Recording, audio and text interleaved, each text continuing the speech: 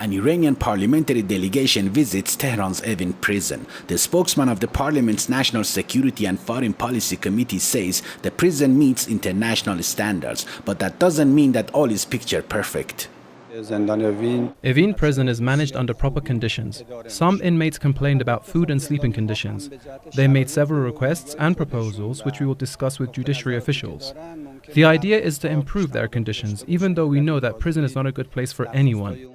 During the one-day visit, the delegation talked to a number of inmates, some of them sent to prison on charges of breaching national security or financial fraud. The committee spokesman says some of the inmates complained about food and sleeping conditions, as well as legal restrictions to leave the prison on bail. Despite that, he said prison conditions in Iran are far better than those in the United States. We have had a number of Iranians held in US prisons. After being released, they complained about violation of their basic rights.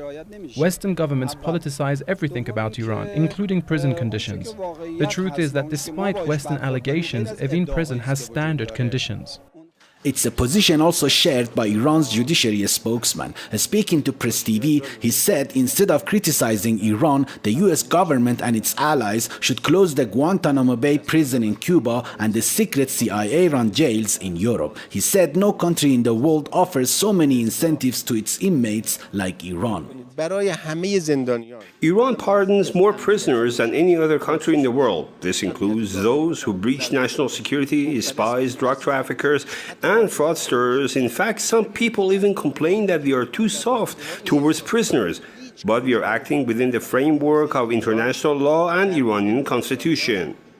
Built in 1972, Evin prison has a hospital, library, a sports ground, and facilities for research and distance education. Due to the number of intellectuals that the prison housed before the 1979 Islamic Revolution, it was nicknamed Evin Prison. After visiting the prison, the parliamentary delegation nicknamed the prison Evin Hotel.